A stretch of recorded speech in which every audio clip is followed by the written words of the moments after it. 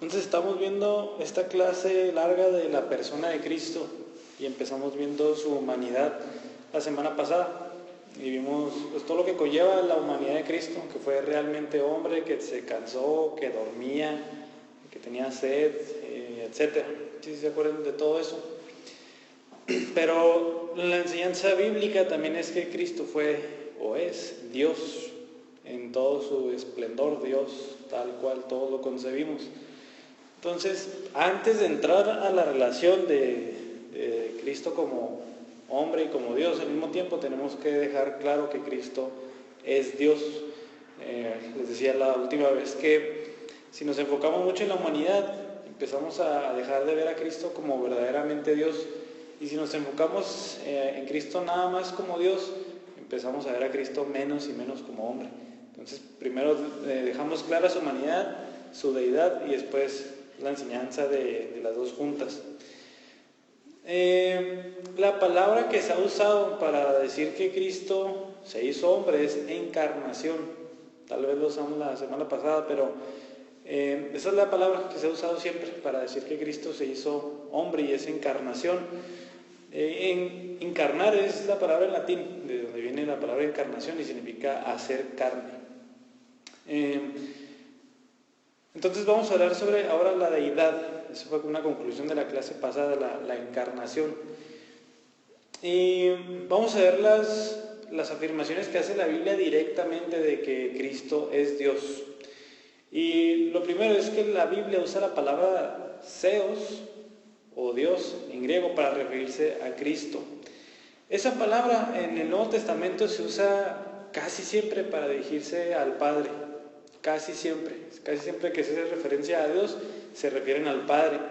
Y ahorita vamos a ver que la palabra que se usa para Cristo es Señor, pero aún así la palabra Theos o Dios se usa para Cristo. Por ejemplo, en Juan 1:1, donde dice: en el principio ya existía el verbo o la palabra, y la palabra estaba con Dios, y la palabra era Dios. Claro ahí que la palabra, eso es Cristo, es o era Dios. Ahorita vamos a ver qué significa eso de la palabra. En Juan 1:18 dice: nadie ha visto jamás a Dios, el unigénito Dios que está en el seno del Padre, Él lo ha dado a conocer. Y sigue siendo, este es el prólogo de Juan, así se llama, el primer capítulo, del verso del 1 al 18, está hablando de Cristo. Dice que el unigénito Dios, está hablando de Cristo, Él lo ha dado a conocer. Otras referencias se encuentran al final del Evangelio de Juan, cuando Cristo se le aparece a los discípulos, y me parece que es Tomás, mejor lo busco para no decirles mal quién. Juan 20:28 dice que Tomás le dijo a Cristo: Señor mío y Dios mío. Otra clara referencia que Tomás lo veía como Dios. Romanos 9:5 dice de Cristo, bueno, está hablando de Israel, y dice: de quienes son los patriarcas y de quienes según la carne procede el Cristo, el cual está sobre todas las cosas, Dios bendito por los siglos. Amén. Tito 2:13, hay una construcción en el griego donde se usa dos adjetivos para calificar al mismo sujeto. Y un ejemplo de esto es, por ejemplo, Tito 2:13, que dice: aguardando la esperanza bienaventurada y la manifestación de la gloria de nuestro gran Dios y Salvador, Cristo Jesús. Antes, las versiones más antiguas traducían esto, la manifestación de la gloria de nuestro gran Dios y Salvador Jesucristo, como dos personas separadas. Pero ahorita ya sabemos que en el griego eso está hablando sobre la misma persona, gran Dios y Salvador. O sea, esas dos palabras se están usando para describir a Cristo. Segunda de Pedro 1:1 tiene una construcción idéntica. Se le dice a Cristo nuestro gran Dios y Salvador, Jesucristo.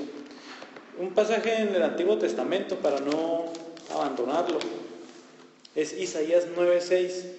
Dice: porque un niño nos ha nacido, un hijo nos ha sido dado, y la soberanía reposará sobre sus hombros, y se llamará su nombre Admirable, Consejero, Dios poderoso, Padre eterno, Príncipe de paz. Esta profecía obviamente está hablando de Cristo y ahí se le llama Dios poderoso. Entonces, todos esos versículos dicen que Cristo era Dios, Theos, la palabra que se usa para Dios en la Biblia.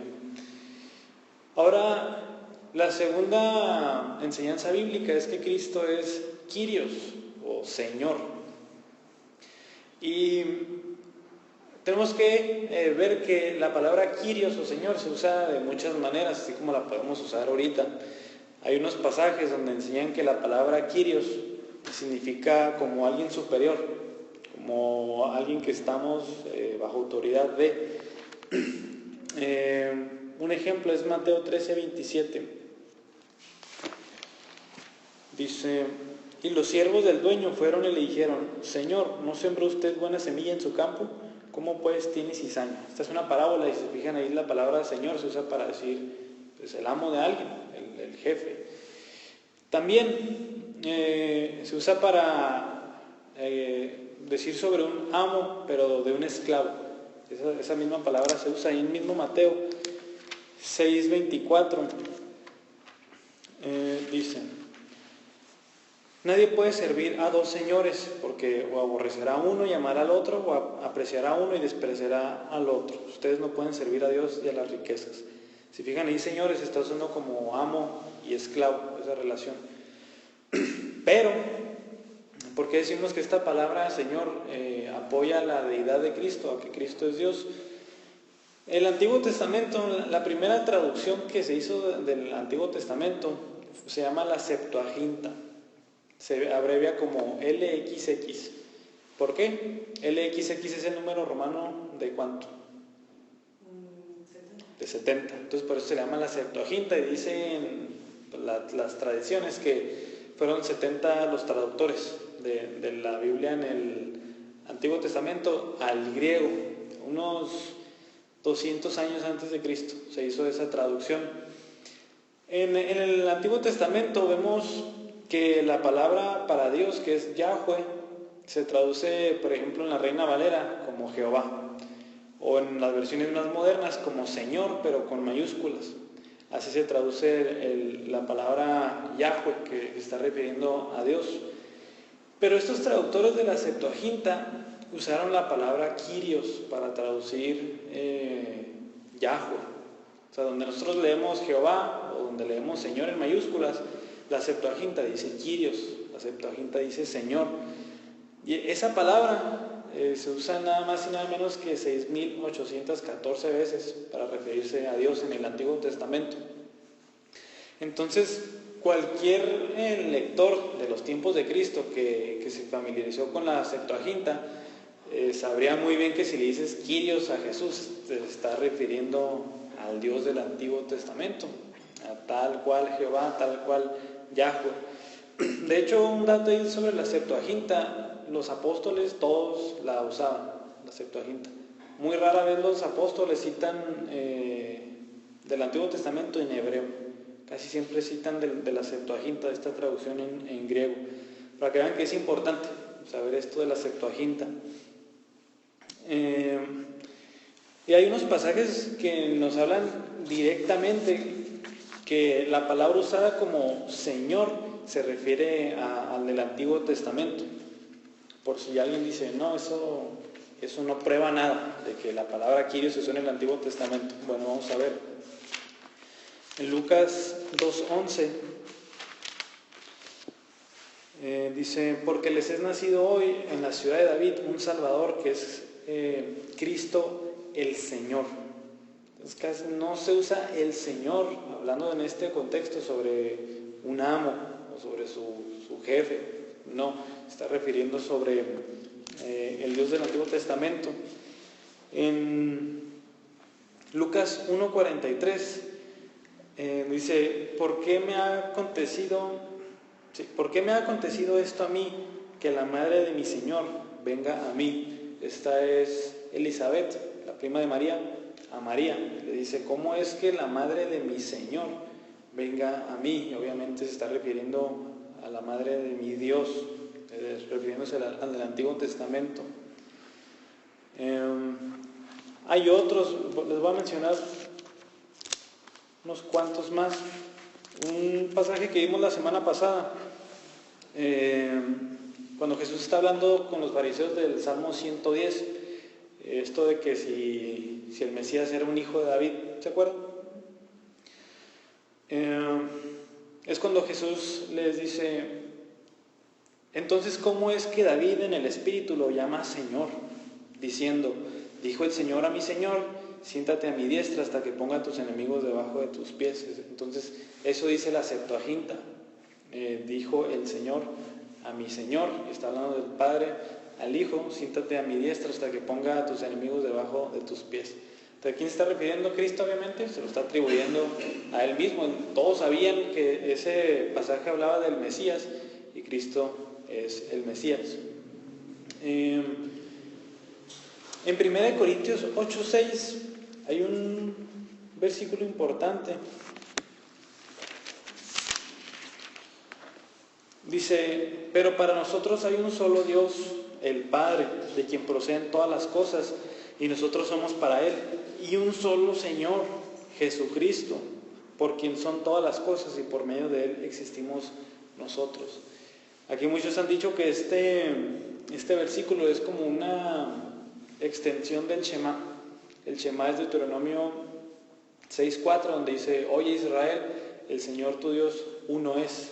Entonces muchos dicen que Pablo aquí está ampliando eso, porque dice: para nosotros hay un solo Dios, el Padre, de quien proceden todas las cosas, dice, y un solo Señor, Jesucristo, por quien son todas las cosas, y por medio de Él existimos nosotros. ¿Se fijan? Eso está hablando de Cristo, y eso no se dice de un mero humano. Hebreos 1, del 10 al 12. De hecho, Hebreos capítulo 1 es como un capítulo que separa a Cristo de los ángeles. Y lo que hace el escritor de Hebreos en el primer capítulo es mostrar la superioridad de Cristo sobre los ángeles, y cita algunos pasajes del Antiguo Testamento usando la palabra Señor hacia Cristo, significando que es Dios, mucho más que un ángel. Entonces ahora tenemos la palabra Seos, Dios, y la palabra Kyrios, Señor, para referirse a Cristo. Vamos a ver más todavía. Un pasaje que por excelencia se usa para ver que Cristo es Dios es Juan 8:58. Aquí Cristo está dialogando con los fariseos como siempre, y les dice: en verdad les digo que antes que Abraham naciera, yo soy. Eso les dice Cristo: antes de que Abraham naciera, yo soy. Abraham, para los tiempos de Cristo, tenía muerto como 2000 años. Entonces Cristo le dice: antes de que Abraham naciera, yo soy. Y eso impacta más cuando sabemos que cuando Dios se le aparece a Moisés en la zarza, y Moisés le dice, Dios le dice: ve y diles que los voy a salvar, que los voy a librar de Egipto. Y le dice Moisés a Dios: ¿y quién le voy a decir que me manda? ¿Y qué dice Dios? Diles que yo soy, te está mandando. Así se dio a conocer Dios a Moisés. Entonces es claro que Cristo se estaba refiriendo a Éxodo 3:14, que se estaba diciendo el Dios del Antiguo Testamento, porque el verso siguiente ahí en Juan dice: entonces tomaron piedras para tirárselas. ¿Por qué? Porque era una blasfemia, era una gran blasfemia para los fariseos que Jesús dijera: yo soy Jehová, yo soy Yahweh, el del Antiguo Testamento. Entonces ese versículo es muy importante para mostrar la deidad de Cristo. Otro pasaje es Apocalipsis 1. En Apocalipsis 1:8 dice el Padre: yo soy el Alfa y la Omega, dice el Señor Dios, el que es y que era y que ha de venir, el Todopoderoso. Pues todos estamos de acuerdo con eso. Pero al final de Apocalipsis, en Apocalipsis 22:13, Cristo hablando dice: yo soy el Alfa y la Omega, el primero y el último, el principio y el fin. Si se fijan, Cristo está usando el mismo título que el Padre, entonces es igual, es Dios. Ahorita comentamos de Juan 1:1, que en el principio era la palabra, y la palabra era con Dios, y la palabra era Dios. Ahí esta palabra de la palabra o el verbo es logos en griego. Esta palabra logos hace referencia a dos cosas. Uno, en el Antiguo Testamento, Dios siempre hacía las cosas por medio de ¿qué? De su palabra. Por ejemplo, en Génesis 1, ¿cómo creó Dios las cosas? Y habló Dios y fueron creados los cielos. Y habló Dios y fueron creados. Siempre Dios está creando cosas por medio de ¿qué? De su palabra. El Salmo 33:6 respecto a esto dice: por la palabra del Señor fueron hechos los cielos y todo su ejército por el aliento de su boca. Entonces, cuando Juan usa la palabra logos, se está refiriendo a esa palabra de Dios. Y también los griegos tenían un concepto del logos, y ese logos era como algo que organizaba y formaba el universo. Eso significaba para los griegos la palabra logos. Entonces Juan, cuando dice que Cristo es el logos, se está refiriendo a ambas cosas. Se está relacionando a Cristo con la palabra del Señor que vemos tanto en el Antiguo Testamento, y con el concepto que los griegos de su tiempo tenían de un principio unificador del universo. En pocas palabras, Dios. Entonces esa es la importancia ahí del uso de logos, de palabra o verbo para Cristo. La semana pasada hablamos un poco de este título, pero vamos a verlo como clase, y es el título del Hijo del Hombre que usaba Cristo para él mismo. El título El Hijo del Hombre aparece 84 veces en los Evangelios, y nada más lo usa Cristo. Cristo es el único en los Evangelios que usa la palabra el Hijo del Hombre, y siempre para referirse a Él mismo. Siempre que dice el Hijo del Hombre está refiriendo a Él, Cristo. Una vez más aparece fuera de los Evangelios, en Hechos 7:56. Este es cuando están apedreando a Esteban, porque les acaba de dar un sermón largo a los fariseos. Dice, y dijo, ya cuando estaba por morir Esteban apedrado, dice: veo los cielos abiertos y al Hijo del Hombre de pie a la diestra de Dios. Entonces, fijan ahí, Esteban usó el Hijo del Hombre para referirse una vez más a Cristo. Vamos a verlo de nuevo para que quede bien claro de dónde viene el título del Hijo del Hombre. ¿Quién se acuerda de la cita? Daniel, ¿qué?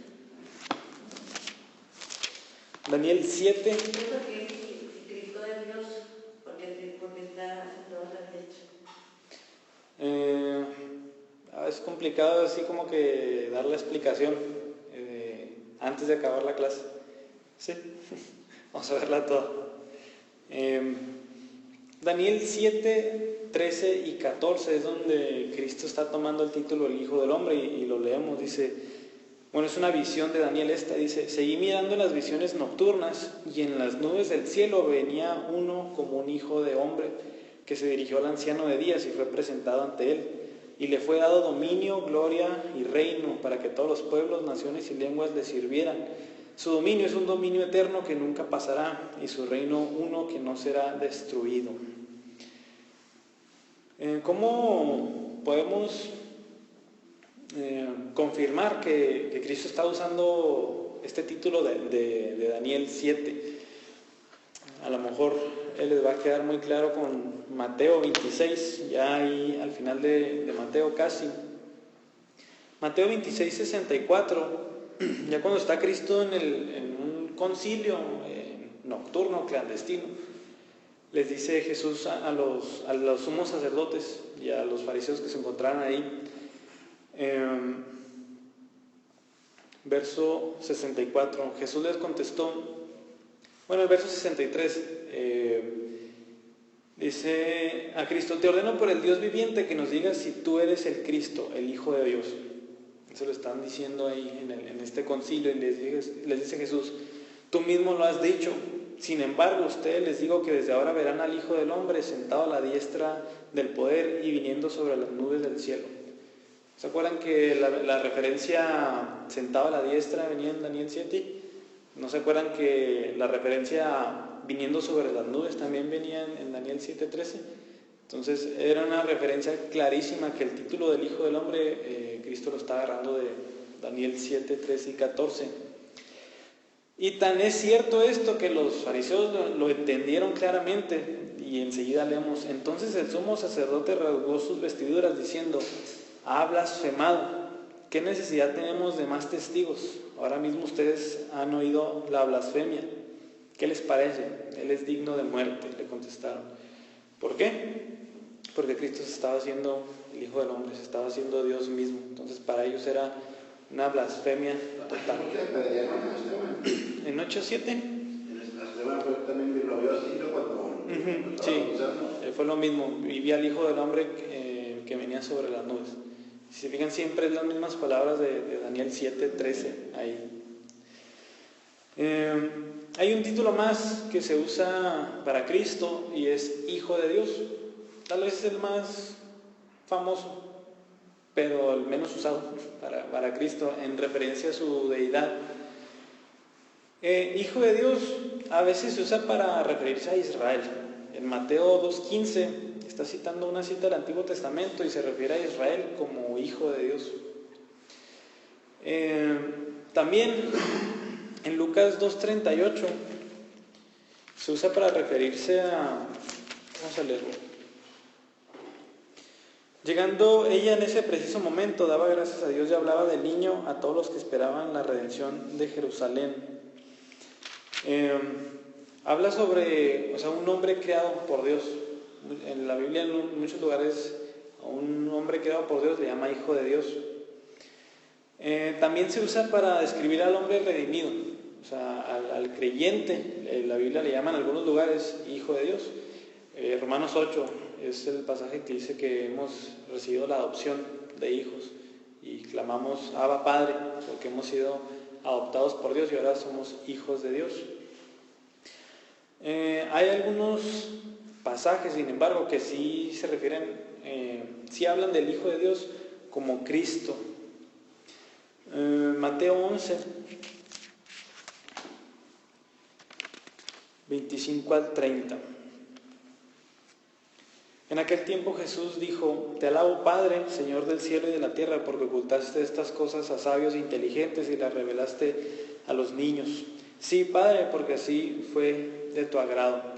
Todas las cosas me han sido entregadas por mi Padre, y nadie conoce al Hijo sino el Padre, ni nadie conoce al Padre sino al Hijo, y aquel a quien el Hijo se lo quiera revelar. Entonces, fijan, ahí hay una relación de Padre e Hijo hablando de Cristo, y nada más se refiere a la deidad, no como un ser humano cualquiera Cristo. Es una relación trinitaria respecto al Padre sobre el Hijo.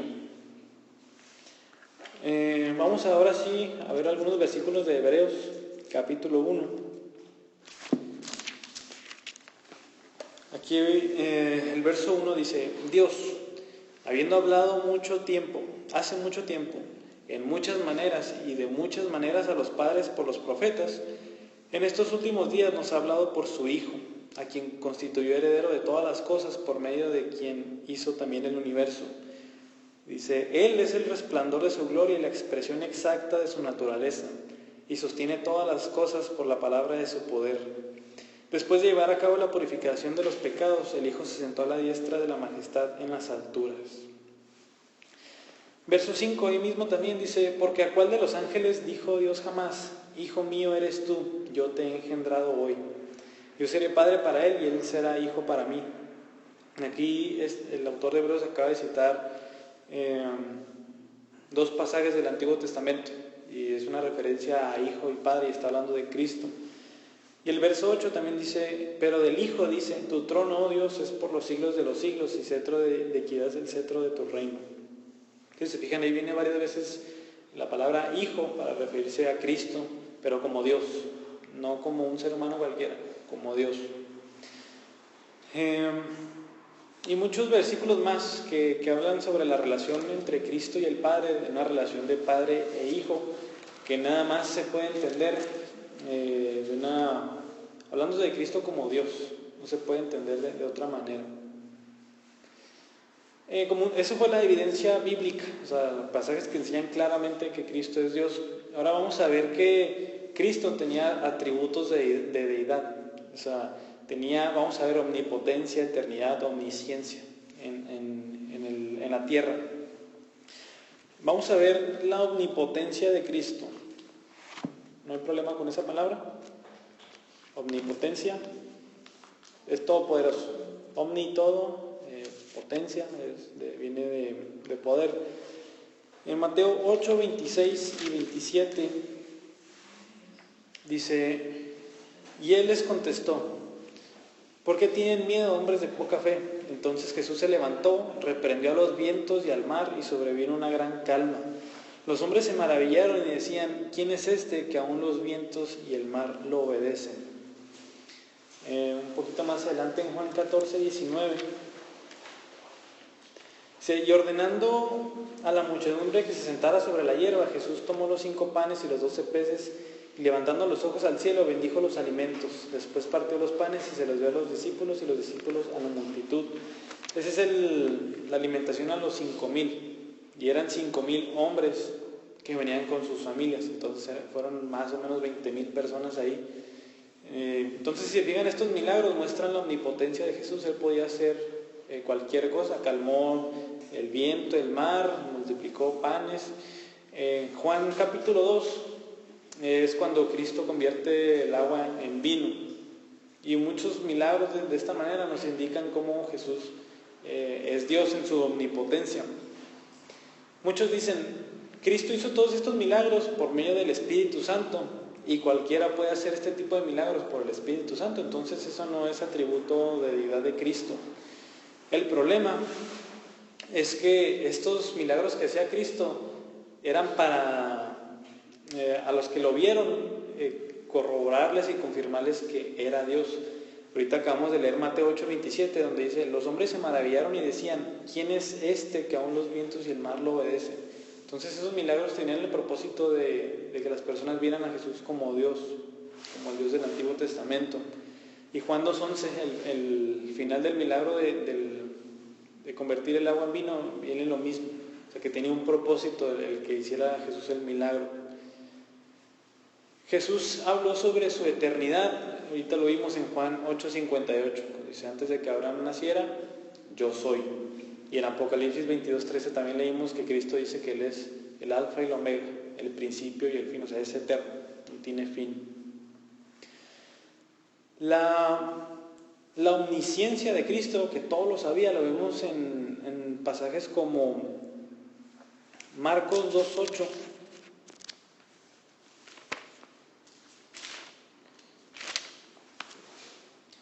Al instante Jesús, conociendo en su espíritu que pensaban de esa manera dentro de sí mismos, les dijo, ¿por qué piensan estas cosas en sus corazones? Y hay muchos versículos de cómo Jesús sabía lo que la gente pensaba, cómo sabía lo que la gente tenía en su corazón, y cómo va a saber si no es porque sabe todas las cosas. Y otros versículos que dicen lo mismo. Hay mucho más, aquí tengo 5.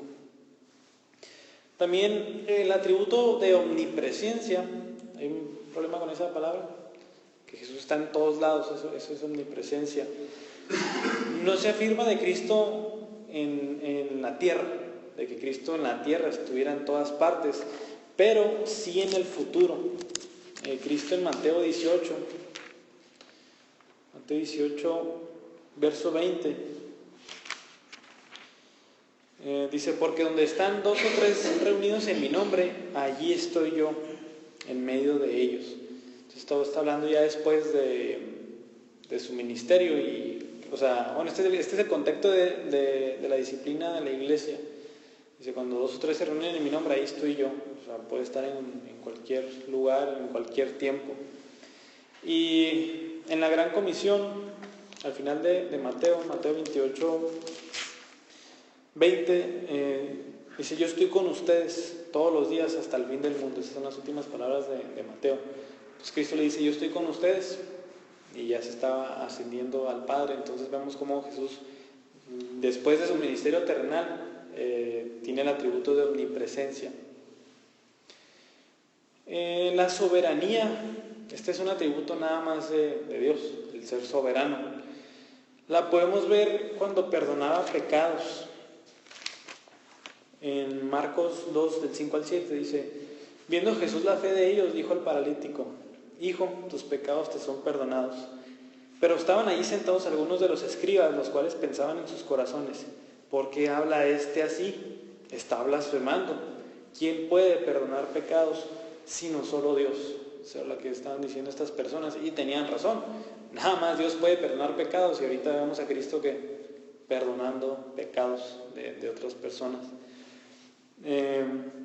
También Cristo, cuando enseñaba, enseñó muy diferente a los profetas del Antiguo Testamento. Los profetas del Antiguo Testamento, cada vez que iban a enseñar algo, decían: así dice el Señor, y decían algo. Así dice el Señor, y decían algo. Cristo nunca dijo esto. Cristo, al contrario, lo que dijo fue, por ejemplo, Mateo 5:22, pero yo les digo. Y lo vemos repetidamente en este capítulo: pero yo les digo, pero yo les digo. Otra vez, o sea, ¿con qué autoridad lo hace? Pues es Dios. Cuando dice desierto, desierto, les digo. También todo ese tipo de frases que Jesús no dice: así dice el Señor. No, Cristo dice: yo les digo, desierto, desierto les digo. Entonces, si se fijan, esa enseñanza tiene la misma autoridad de Dios mismo. Cristo no está apelando a una autoridad mayor a Él, pero Él es la máxima autoridad, es Dios. Eso se refiere a esto de su autoridad. Cristo también poseía el atributo de inmortalidad, no podía morir, inclusive en la carne. ¿Cómo es esto? En Juan 2, versos 19, esta es como una profecía que dio Cristo. Dice: Jesús le respondió: destruyan este templo y en 3 días lo levantaré. Y dice Juan enseguida: pero él hablaba del templo de su cuerpo. Por eso, cuando resucitó de los muertos, sus discípulos se acordaron de que había dicho esto y creyeron en la Escritura y en la palabra que Jesús había hablado. Entonces, esa era una referencia a que nadie podía matar a Cristo, porque Él iba a resucitar. Aquí mismo en Juan, un poco más adelante, en el capítulo 10, tal vez les quede un poco más claro, dice Cristo: por eso el Padre me ama, porque yo doy mi vida para tomarla de nuevo. Nadie me la quita, ¿qué? La vida, sino que yo la doy de mi propia voluntad. Tengo autoridad para darla y tengo autoridad para tomarla de nuevo. Este mandamiento recibí de mi Padre. Si que nadie podía asesinar a Cristo, pues, o sea, nadie le podía quitar la vida a Cristo. Y aquí Cristo lo dice claramente. Y también Hebreos 7:16 habla sobre una vida. Y se me fue la palabra, mejor se las busco rápido. Hebreos 7:16. Vida indestructible. Habla sobre la vida de Cristo, una vida indestructible. Entonces Cristo posee este atributo de inmortalidad, igual que Dios. Dios no puede morir. Otro atributo que podemos decir de Cristo es que Cristo es digno de ser adorado, y ninguna criatura es digna de ser adorado. En Apocalipsis encontramos ahí varias ocasiones donde se encuentran adorando a Cristo. Apocalipsis 19:10 dice: entonces caí a sus pies. Esto es cuando se le aparece un ángel a Juan. Dice: entonces caí a sus pies para adorarlo, y me dijo: no hagas eso, yo soy consiervo tuyo y de tus hermanos que poseen el testimonio de Jesús. Adora a Dios. Y Apocalipsis también, en el capítulo 5, versos 2 y 13, dice: el cordero que fue inmolado, el cordero es Cristo, es digno de recibir el poder, las riquezas, la sabiduría, la fortaleza, el honor, la gloria y la alabanza. El verso siguiente dice: al que está sentado en el trono y al cordero sea la alabanza, la honra, la gloria y el dominio por los siglos de los siglos. Se fijan, y el Padre y el Hijo están recibiendo la misma clase de adoración. Entonces, nada más Dios es digno de ser adorado, y vemos a Cristo siendo adorado. Entonces, todos estos atributos nos siguen indicando que Cristo es Dios. Vamos a ver una controversia que hubo hace unos 150 años en base a unos versículos que les voy a leer. Es Filipenses 2, del 5 al 7. está hablando de Cristo, dice: haya pues en ustedes esta actitud que hubo también en Cristo Jesús, el cual, aunque existía en forma de Dios, no consideró el ser igual a Dios como algo a que aferrarse, sino que se despojó a sí mismo, tomando forma de siervo, haciéndose semejante a los hombres. Ahí lo que pudieron alcanzar a atrapar es que Cristo se despojó las palabras aquí claves es esta: se despojó a sí mismo. Entonces vamos a ver lo que se le conoce como la teoría kenótica. ¿Por qué kenótica? La palabra kenosis es eso de se despojó. En el griego es kenosis, entonces se le llama la teoría kenótica a una enseñanza de hace unos 150 años que decían que Cristo, de lo que se despojó, fue de atributos divinos, que de eso fue de lo que se despojó. O sea, cuando vino a la tierra no tuvo ciertos atributos de los que acabamos de leer. Por ejemplo, Cristo se despojó de su inmortalidad, Cristo se despojó de su omnipresencia, de su omnipotencia. Esto es lo que enseña la teoría kenótica. Esta teoría es contradecida inmediatamente por la Biblia. Y vamos a ver varias razones por las cuales esta teoría no es cierta y por la cual nosotros tampoco debemos de pensar esto nunca. Que Cristo, cuando se hizo hombre, se despojó de algunas cosas o atributos que tenía como Dios. Esto no es verdad. Acabamos de ver los atributos que tenía Cristo, inclusive cuando estaba hecho hombre. Bueno, primero, ningún maestro de la iglesia, esta enseñanza empezó como en los 1800. Ningún maestro de la iglesia, hasta los tiempos de Cristo, enseñó tal cosa como que Cristo se despojó de atributos de deidad. Eso es un foco rojo, luego. Si nadie lo enseñó, ¿por qué nos vamos a dar cuenta de eso ahorita? Inclusive maestros que su lengua natal era el griego, o sea, el griego del Nuevo Testamento, o sea, personas que leían como su lengua natal estas palabras en griego, nunca concluyeron tal cosa como que Cristo se despojó de sus atributos divinos. Otra cosa importante es que si prestamos atención ahí al versículo, es que no dice que Cristo se despojó de atributos divinos. Eso no dice el verso.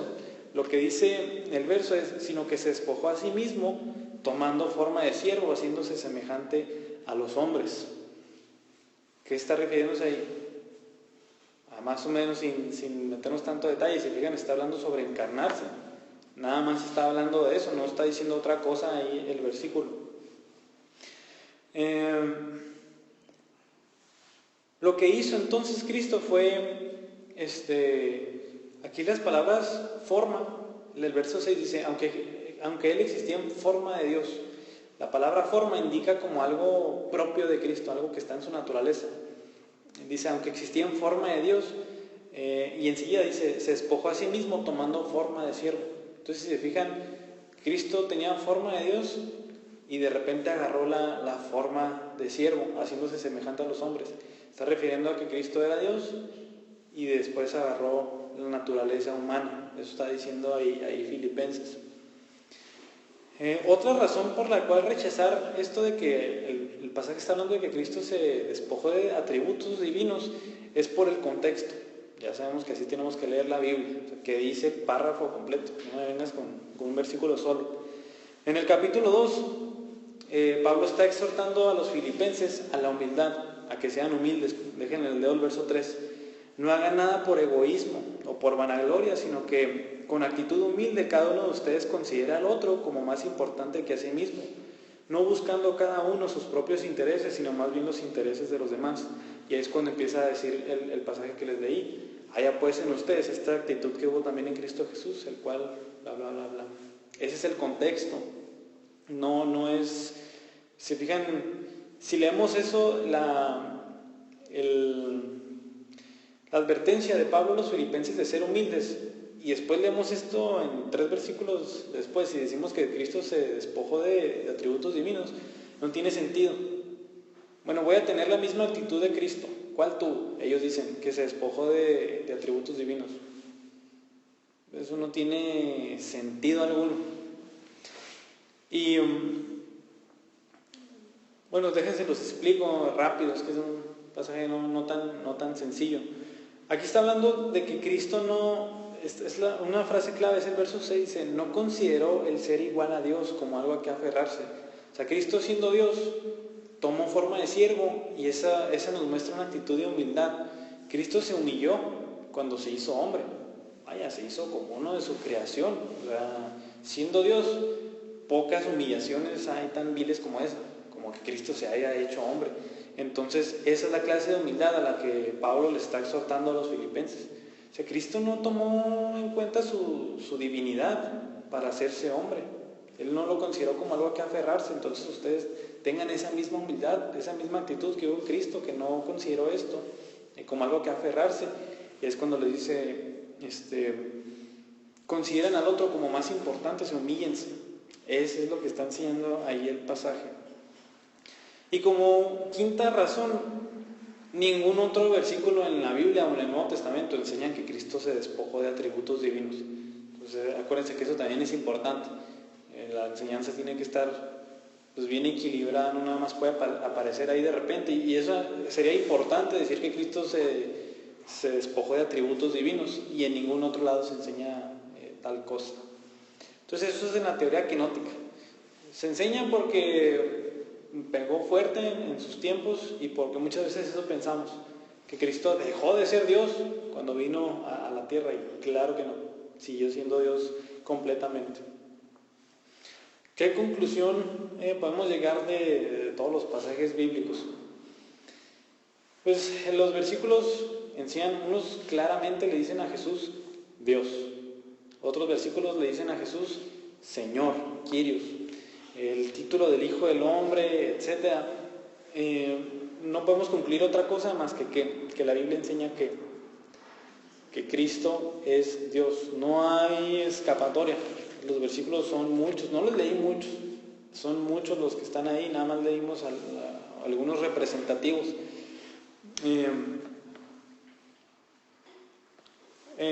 Como conclusión, otros versículos, por si fuera poco, por ejemplo Colosenses 1:19 dice, porque agradó al Padre que en Él habitara toda la plenitud de la deidad. Está hablando de Cristo. No se pueden versículos más claros que esos. Y Colosenses 2:9, ahí más adelante dice, porque toda la plenitud de la deidad reside corporalmente en Él. Otra vez está hablando de Cristo. Entonces todos estos versículos no nos dejan con otra escapatoria más que decir Cristo es Dios. Así de fácil, así de simple. Vamos a terminar con una pregunta: ¿por qué es necesaria la deidad de Jesús? O sea, ¿por qué es tan importante que... Creo que no sé si hicimos esa pregunta en la humanidad, porque sí la hicimos. ¿Por qué es importante que Cristo fuera 100% hombre? Ahora la pregunta es, ¿por qué es importante entender esto, que Cristo es completamente Dios? Bueno, aparte de que las Escrituras lo enseñan, que esa es una razón importantísima, o si no la única, nos ayuda a entender que solamente el infinito Dios podía llevar sobre él todo el pecado del mundo. Solamente Dios. Un ser humano cualquiera, aunque nunca hubiera pecado, no podría cargar con el pecado del mundo. Solamente Dios podía cargar con eso. Como segundo punto, la salvación viene del Señor. Y esa es una enseñanza bien explícita en la Biblia. En Jonás 2:9 dice, la salvación es del Señor. La salvación solamente viene de Dios. Y si decimos que Jesús fue una criatura o algo así, ya no estamos diciendo que la salvación es del Señor, ya estamos diciendo que la salvación puede venir de una criatura, que la salvación puede venir de un ser humano cualquiera. Pero si Cristo es completamente Dios, podemos seguir afirmando lo que dice la Biblia muchas veces, que la salvación es del Señor.